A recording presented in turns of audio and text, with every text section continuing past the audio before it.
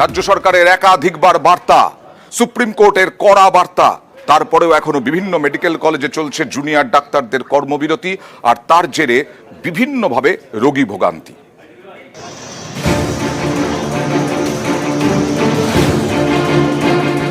9ই August আরজি করের মহিলা চিকিৎসকের দেহ উদ্ধার হয়।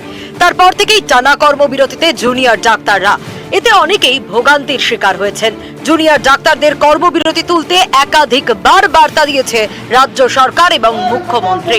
সুপ্রিম কোর্ট কড়া বার্তা দিয়েছে, তারপরেও জুনিয়র ডাক্তাররা কর্মবিরতিতে অনড়, ফলে রোগী ভোগান্তিও চলছে।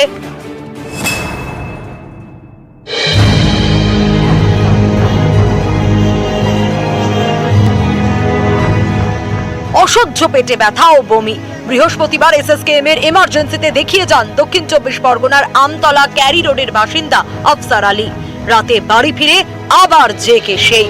শুক্রবার সকালে ফের আফসারকে নিয়ে এসএসকেএম এ হাজির হয় তার পরিবার।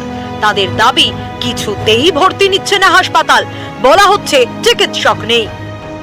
অ্যাডমিশন নিচ্ছে না, ওনার খুব কষ্ট, জানে কষ্ট হচ্ছে, বমি হচ্ছে আর পেটে খুব ব্যথা আছে।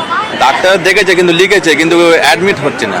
এই ফটো করাও, ওই ফটো করাও, কিন্তু ফটো করতে যেখানে যাচ্ছি সেখানে লোক কিছু জিজ্ঞেস করলে কিছু ভালো করে বলছে না। বলছে ডাক্তার নেই, আমরা কি করবো, আমরা যতটুকু পাচ্ছি দেখছি, ওষুধ দিচ্ছি, ব্যথার খেয়ে কমে ঠিক আছে, মানে কালকে আসো। পেশেন্ট এখনো শ্বাস নিঃশ্বাস নিতে কষ্ট হচ্ছে, পেটে ব্যথা আছে, বমি করে যাচ্ছে। এই পেশেন্টের হবে সেটা ডাক্তার কিছু করছে না, আন্দোলনের জন্য হচ্ছে। স্ত্রী অসুস্থ, ভর্তি এসএসকেএম এ, সেখানেও অপারেশন হয়েছে, কিন্তু তারপর আর চিকিৎসা সেভাবে এগোচ্ছে না বলে অভিযোগ বারুইপুরের মহিউদ্দিন সফুইয়ের। আমার স্ত্রীর ক্যান্সার হয়েছে, ওর টিউমার হয়েছে, বল ব্লাডারে পাথর, ও একটা অপারেশন করে দিয়েছে। বাকি তো আমার তো এখন অনেক অপারেশন বাকি, সেইটা তো আমরা নিরাপত্তা পাচ্ছি না। তো ডাক্তাররা যদি সবসময় যদি এরকম যদি আন্দোলন করে, তা আমরা করতে সেবাটা পাবো। বাকি অপারেশন যেন ঠিকঠাক ভাবে হয়, ডাক্তাররা যেন সেইভাবে দেখে, এই নিয়ে তো খুবই চিন্তায় আছি।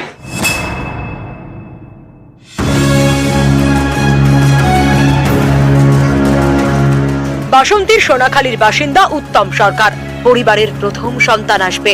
এরই মধ্যে হঠাৎ স্ত্রীর রক্তক্ষরণ। তড়িঘড়ি গত সোমবার স্ত্রীকে ভর্তি করান এনআরএসে।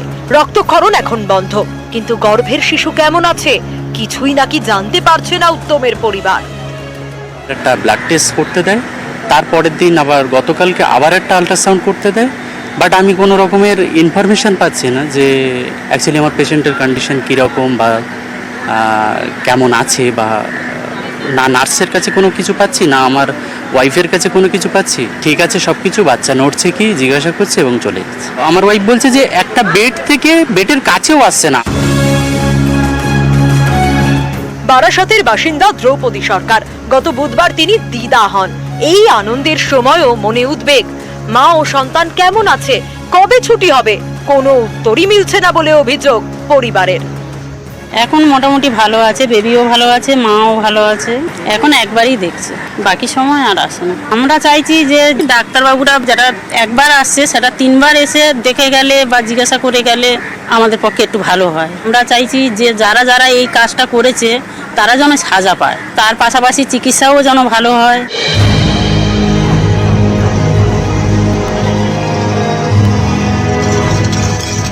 ক্যামেরায় কাঞ্চন ভৌমিকের সঙ্গে বিশ্বজিৎ সাহা, নিউজ 18 বাংলা।